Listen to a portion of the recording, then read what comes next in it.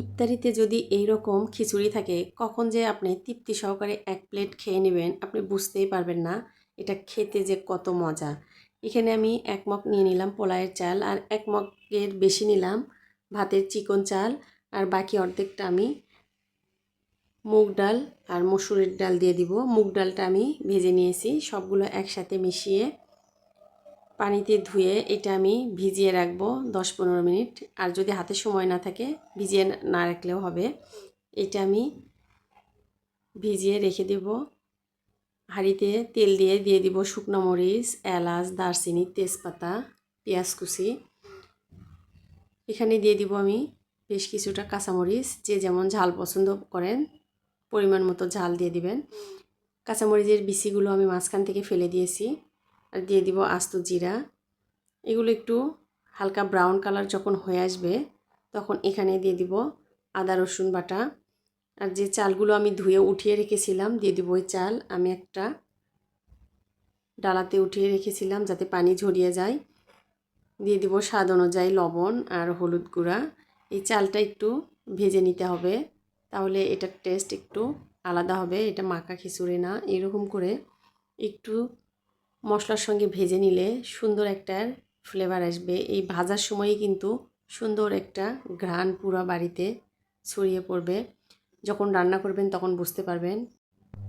দিয়ে দিব এখানে ছোলা বুট। এই ছোলা বুট আমি একটু লবণ দিয়ে সিদ্ধ করে নিয়েছি। এটা দিয়ে কিছুক্ষণ আরও একটু ভালো করে চালের সঙ্গে ভেজে নিব।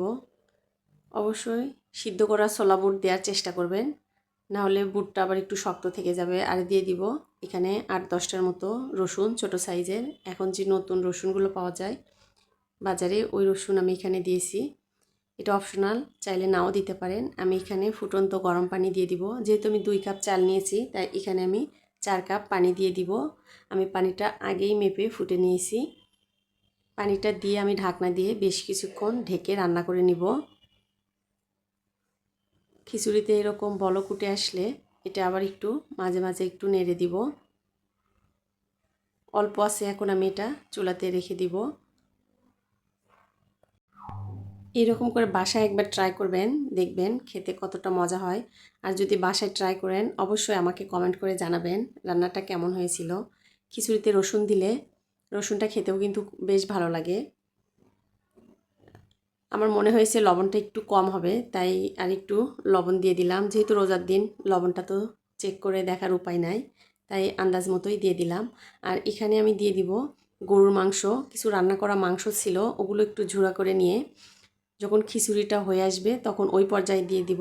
তাহলে এইটা সুন্দর একটা ফ্লেভার থাকবে। এটা দিয়ে ভালো করে আমি চালের সঙ্গে একটু মিশিয়ে এটা দমে রেখে দিব।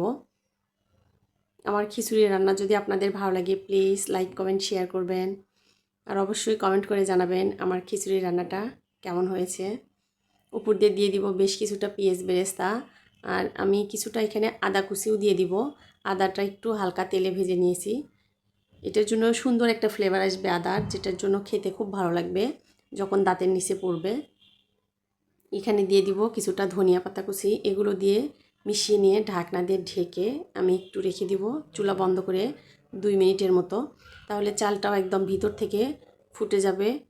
এটা ঝরঝরে হবে কিন্তু নরমও হবে। ভিতর থেকে চালটা ফুটে যাবে কিন্তু শক্ত থাকবে না, বেশি নরমও না বেশি ঝরঝরেও না, মিডিয়াম এরকম।